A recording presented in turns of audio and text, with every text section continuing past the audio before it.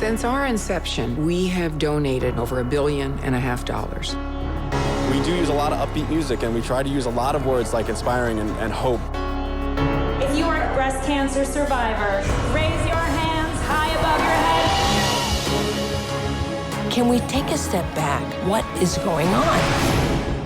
Ravi Dardeen, the producer, who asked me if I was interested to do a piece about this subject, a documentary.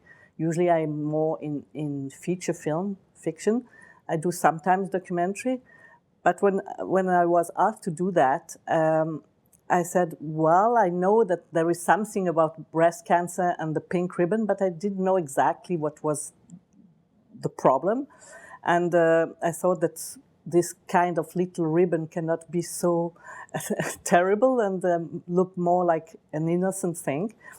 But after that, she gave me the book of Samantha King, Pink Ribbons, Inc., and an article for Barbara Ehrenreich, Cancerland. And when I read these two, the book and this article, I was really surprised. I was surprised that this little pink ribbon can hide so many secrets and so many lies. And I said, yes, I want to be part of that. I have a lot of friends who died from breast cancer, or at least that are very, who had this disease. So it was close from my own experience. I began to research myself. There was already a larger research that was already done. And it was even too large at the beginning. I said, oh my gosh, there are so many subjects in this project. And I concentrate really more on the Inc., the corporation part of the breast, what's going on between philanthropy and breast cancer, and how large corporations have hijacked this cause. It was much more political 20 years ago, and now it's like we put a really pretty face on this disease that is not so pretty as we know.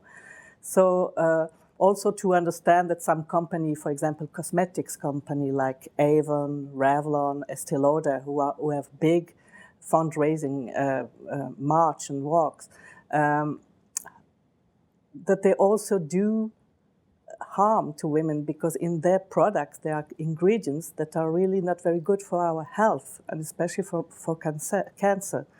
So this together we talk that it's pink washing, when a company in one hand help breast cancer and the other hand doesn't help. So my question was, to raise all this money, does it help really, or are we doing more harm than good?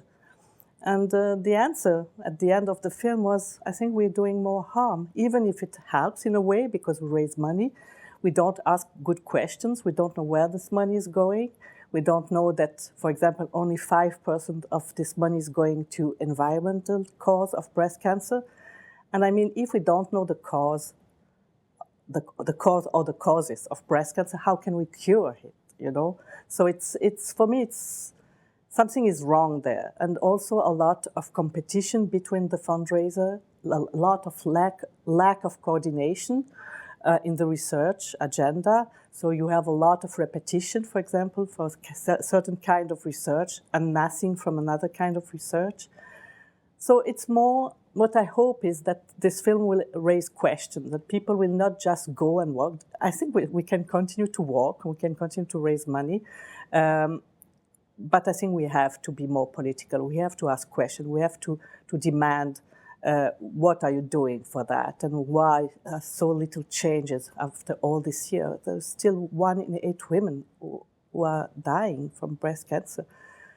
And as Susan Love, a very prominent doctor, says, we are still slash, burn, and poison. That are very crude way to, and it's something you do when you don't know what to do. And there is so little answers.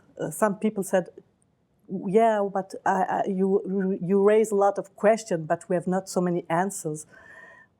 But I cannot give answer when people that worked in the area for 20, 30 years have no answer themselves. You know, it's a really, but perhaps if we ask the right questions, right answer will come too.